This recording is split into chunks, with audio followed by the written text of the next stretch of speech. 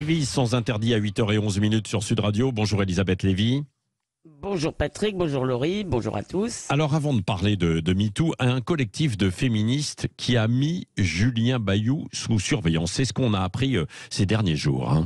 Oui, c'est une longue enquête et la une de Libération ce week-end. On apprend donc qu'un groupe de militantes qui comprenait plusieurs de ses anciennes compagnes le surveillaient depuis 3 ans. Alors elles contactaient ses ex, comme on dit, elles alertaient ses conquêtes présentes sur sa, je cite, réputation de coureur, ce qui n'est pas un crime encore, mais bon.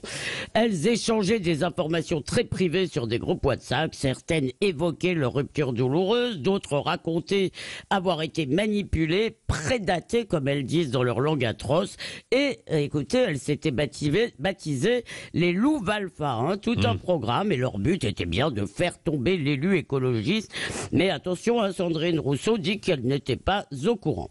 Et le 30 juin, donc l'une d'elles a envoyé un mail à la cellule violence sexistes et sexuelles. Vous savez, ces nouveaux comités de salut public. Donc à la cellule VSS d'Europe Écologie Les Verts, mais aussi au père et à la sœur de Julien Bayou. Bon, vous connaissez la suite. Les pseudo-révélations de Sandrine Rousseau sur France 5 et la mise en retrait de Julien Bayou. Bien, de quoi s'agit-il? Ces loups Valpa, de femmes qui ont été quittées ou trompées, qui ont souffert, c'est souvent le cas en amour, qui se montent le bourrichon. Ça parle aussi d'exploitation de la souffrance, de délation. Voilà, cher Patrick, le joli monde qu'on nous concocte pour protéger les femmes. Moi, je dis non merci. D'accord, mais dans le mouvement MeToo, c'est le 5e anniversaire. Il y a peut-être des excès, mais vous jetez pas le bébé avec l'eau du bain, là, dans cette histoire? Oui, je le jette parce que, de mon point de vue, le bébé est aussi monstrueux que l'eau est sale, et j'entends que beaucoup d'auditeurs sont d'accord avec moi d'ailleurs.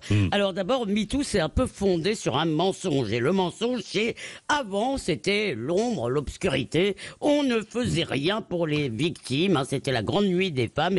C'est faux.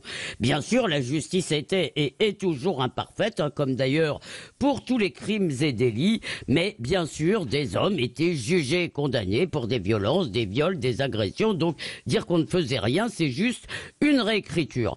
Des victimes de l'harcèlement n'osaient pas parler, ça c'est vrai. Oui. Mais maintenant, si vous voulez, on confond une drague lourde et un viol, une blague grivoise et une agression sexuelle.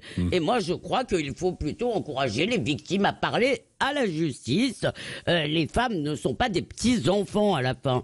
Et qu'est-ce qu'on a à la place? On a cette justice médiatique à la nouvelle forme du pilori, les lynchages en place publique, la délation, la condamnation sans preuve, l'espionnage de la vie privée. Bref, on prétend faire régner la justice en supprimant les formes de la justice. Alors vous me direz, peut-être qu'on ne fait pas l'omelette de l'histoire sans casser des œufs, mais sauf que les œufs, en l'occurrence, ce sont des hommes, coupables ou pas d'ailleurs, d'être des coureurs de jupons ou d'avoir quitté une femme et qui sont condamnés à la mort sociale.